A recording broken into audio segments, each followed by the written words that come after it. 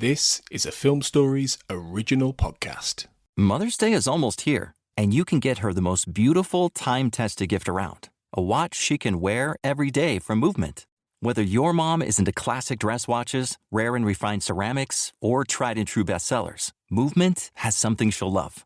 And right now, everything at Movement is up to 50% off site-wide during their Mother's Day sale. A watch is a gift that celebrates all the time you spent with Mom. And a Movement watch is even more than that. Movement uses industry-leading materials for their fresh, modern watch designs, from technically complex ceramics to vintage-inspired style. All for an incredible value your wrist and wallet will both love. And with one-size-fits-all convenience and fast free shipping and returns, it's a stress-free shopping experience. Save big on the best Mother's Day gift ever with Movement. Get up to 50% off site-wide during their Mother's Day sale at mvmt.com. Again, that's up to 50% off at mvmt.com.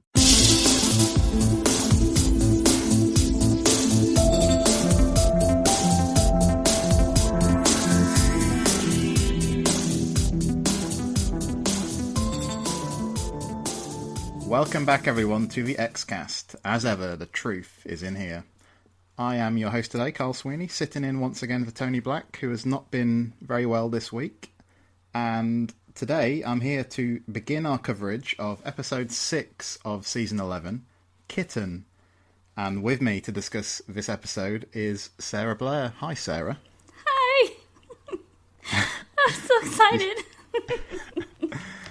I can't possibly imagine why, but, well, actually, this is the first time you've been on the podcast in season 11, isn't it? So before we come on to Kitten... it is. Yeah, so how are you finding the new season before, we'll get on to Kitten, but how are you finding season 11 so far? I love it. I'm really excited. I think it's so much better than season 10. I feel like it fits nicely kind of around... I feel like it's got echoes of season 7. And like the style and the quality and all of that. So I'm really enjoying it a lot. I hope if this is our end, I think it's going to be a good one. So yeah. Yeah, I feel much the same way. I'm having a really good time so far. And of course, we're here today to discuss everyone's favourite member of the FBI hierarchy. We're here to discuss... Yeah. That remains to be questioned, I suppose, if Kirsch has anything to do with it. But yeah. Of course, we're here to discuss the bald eagle himself, Assistant Director Walter Skinner. And this was a Skinner-centric episode, obviously. I mean, there was lots of other stuff going on as well, which we'll get on to. But in a nutshell, then, what did you make of Kitten? I loved it.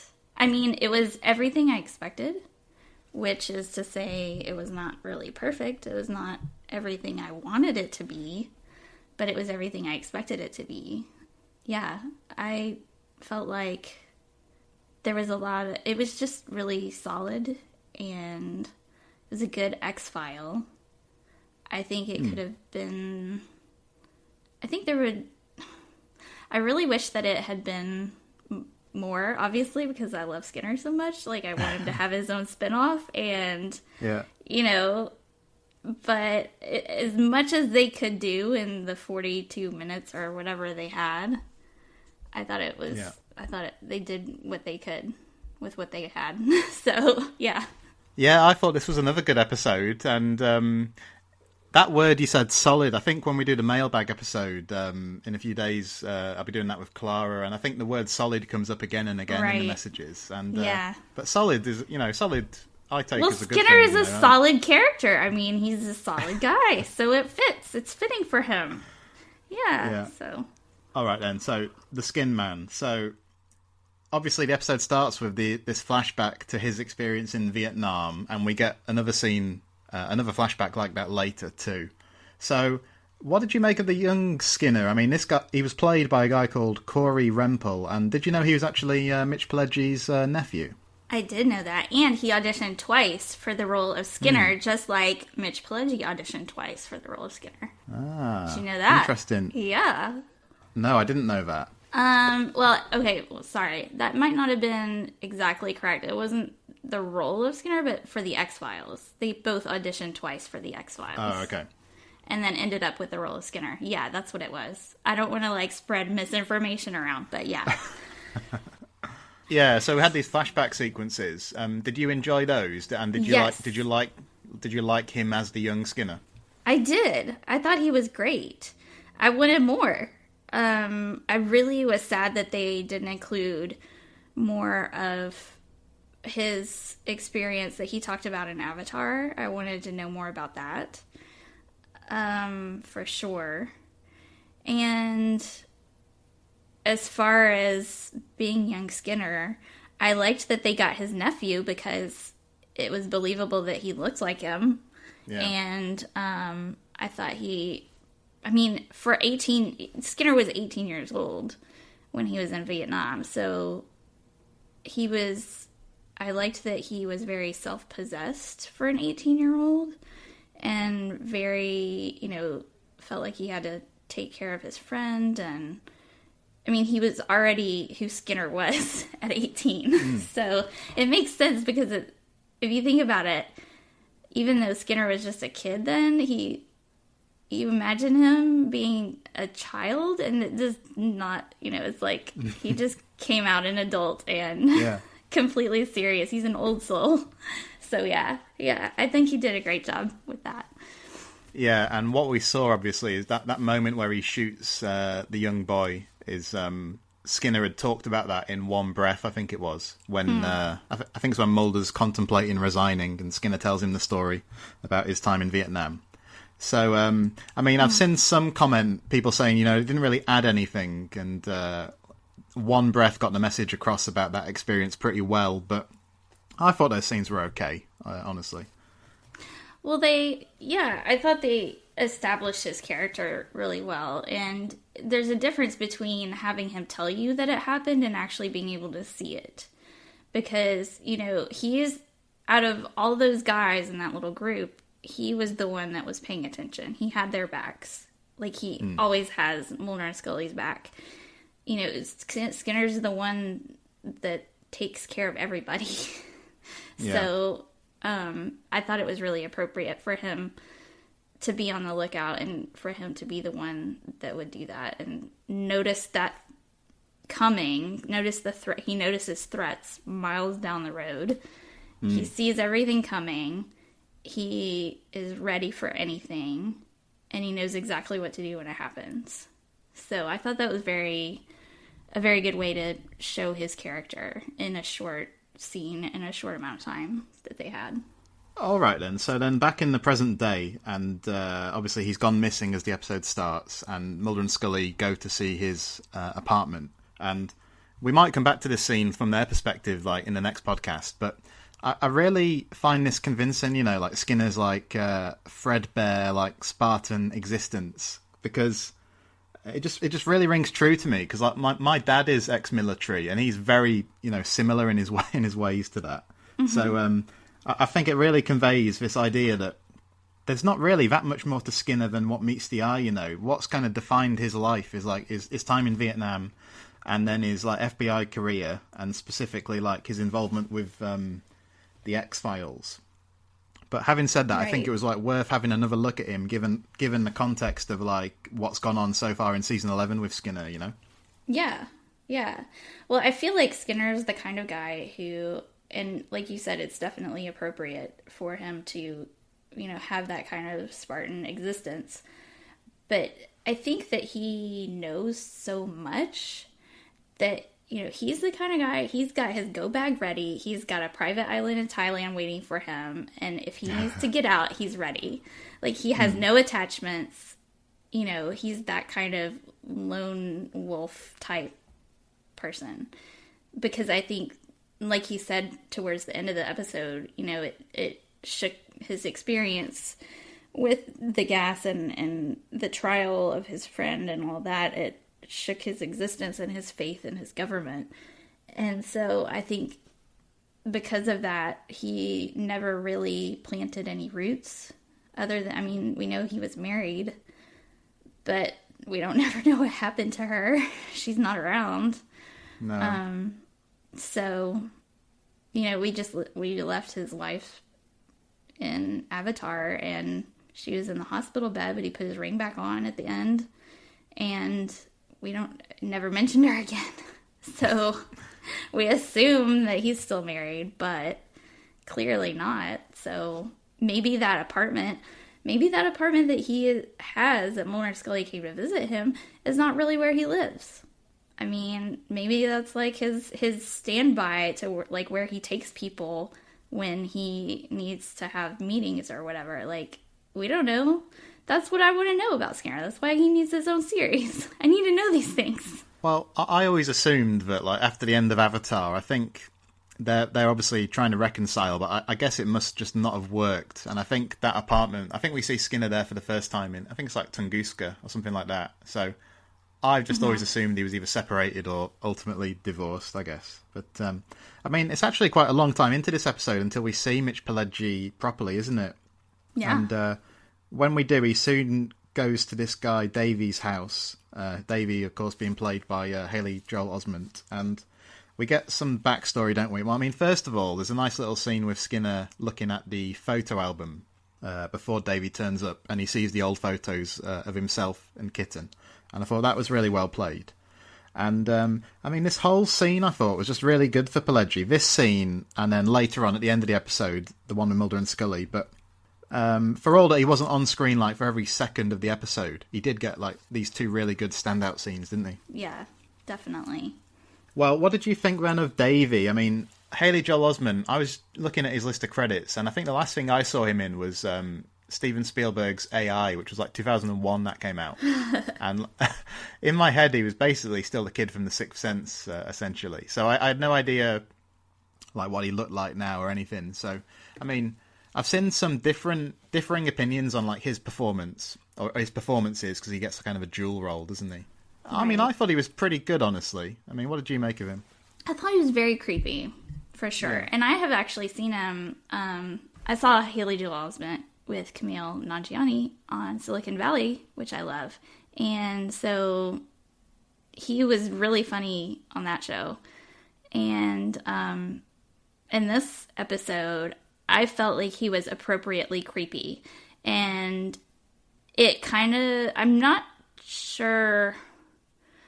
I was watching the episode again, trying to figure out, he speaks of himself and his father a lot like us and we.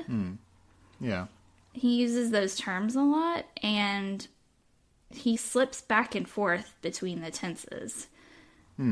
Which kind of it struck me as strange that he would speak that way, because he knows his father is dead, and then he speaks of his father in the present tense. And so I don't know if that was I couldn't tell exactly if that was on purpose to make him more creepy and to sort of speak to his state of mind, or what was going on there. But it did seem creepy to me and strange and weird. So I liked that aspect of it. And I thought it was really strange. I loved the set decoration of his little trailer house. It hadn't changed from the 60s, or it was exactly the same. Yeah. So I thought that was pretty creepy. Yeah, there's a lot to his character that I really liked. And I felt like he really did a good job switching from, pushing Skinner into the hole, being really ruthless about that, and then covering him up. And then Mulder and Scully walk up and he's like, "Hey guys, how's it going? Oh gosh, I've never met any FBI agents before." Like switching back and forth like that was really creeped me out too. So I thought you did a great job. Yeah, and like the moment when Skinner falls in the pit, like that did take me by surprise, because there'd been so much talk in the episode about I think it was the Glazebrook Hospital or whatever, that I just kind of took it that we were going to end up there at some point. So actually the plot twist did kind of surprise me, which was good. I mean, before that, the stuff with Skinner is what's kind of new is that we discover that the Skinner's guilt for testifying against Davy's father kind of sows the seeds, doesn't it, of his like mistrust in the government, and then ultimately that plays into how he responds to Mulder and Scully when the X-Files comes along. And Right. I quite liked it because I felt like, obviously it is new information that they've just thought up for this episode, but it doesn't really seem to me like it trampled on any of the backstory we've had before. Do you know what I mean? It felt like a fairly elegant way to elaborate on what we already know about Skinner. Absolutely. And for once, we didn't get something that was completely out of left field as far as I don't know if you would call it myth arc, but Skinner's arc. You know, a lot of times in the X-Files, people tend to forget what's been said in the past. I mean, I know Mulder has a hard time remembering that he's got a psychology degree from Oxford University. Scully has a hard time remembering since she seems to explain a lot to him about psychology occasionally.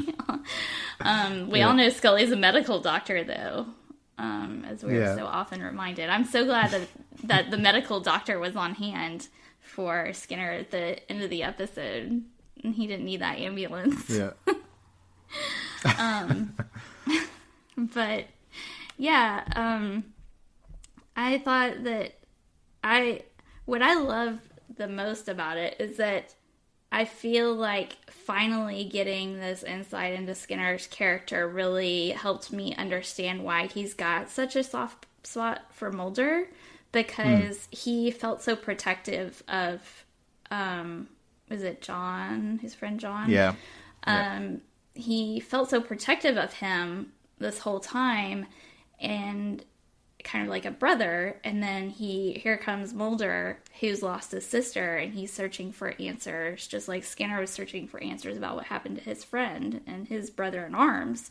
So I'm really glad that they added that in, because it really kind of helps me make that connection as to why Skinner really wanted to, I mean, he says that, Mulder, he says, "You taught me not to hide from it, but to shine a light into the darkest corners," which, adds to that. But at the same time, I can't help but feel like he identified with Mulder's quest to find his sister, just like he wanted to find the truth about his friend. So, I really liked that about it. Yeah, I really like that whole final scene.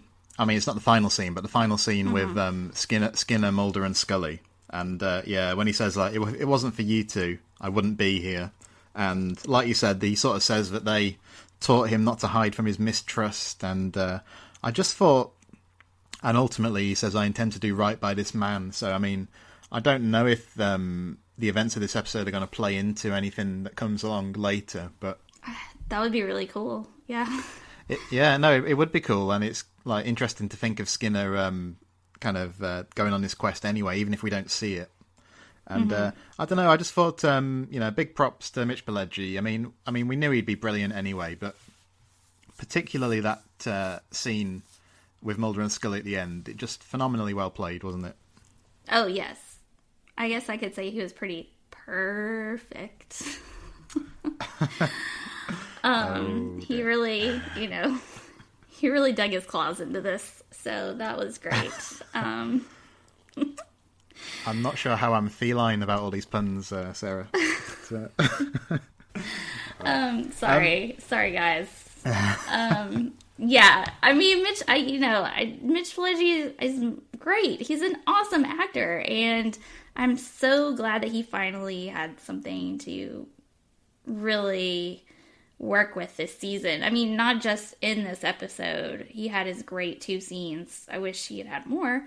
But just with the scene with the cigarette smoking man and My Struggle 3 and, the cameo and Forehead Sweat. And he's really getting a lot to do this season, which makes me so happy, because he really deserves a chance to really, shine.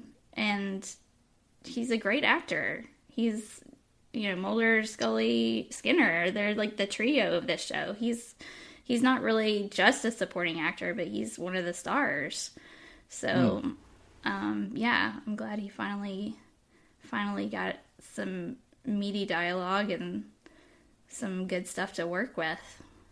Yeah, me too. And just finally, I think, obviously there was the whole scene with the smoking man in the first episode of the season, and they haven't, directly talked about it again yet. But I think Mitch Pileggi's, absolutely playing it as if he's being, weighed down by that knowledge or that revelation. So, oh, yeah. Yeah, I think he's doing a really good job. And, I mean, what do you reckon... What are your hopes for, the remaining stuff with Skinner? What do you want to see him do, prior to the end of the season? I want to see him and Mulder and Scully really work together on something. Actually, Mulder and Scully, I know it's all trust no one, but guys, the whole thing with I don't know, Skinner, let's maybe, do you smell cigarette smoke? That joke is so old at this point. And we need to move past all this. Should we reconvene in 24 hours, Sarah, and discuss Mulder and Scully, do you think? Should we do that? Yeah, that's a good idea. Let's talk about Mulder and Scully let's do that. We'll talk to you tomorrow, Carl. Yeah, well, we'll be back tomorrow, definitely, and as we've said, we're going to be talking all about Mulder and Scully's role in this episode, Kitten. In the meantime, you can find us on Twitter at the X_cast or on Facebook at the X-Files Basement, which is our XCast podcast fan group. But until next time, trust no one.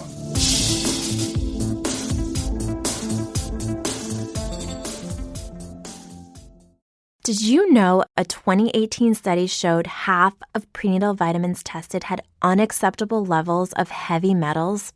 I'm Kat, mother of 3 and founder of Ritual. When I was 4 months pregnant, I couldn't find a prenatal I could trust, so I created my own. Ours is made traceable, third-party tested for heavy metals, and recently earned the Purity Award from the Clean Label Project. But don't just take my word for it. Get 25% off at ritual.com/podcast.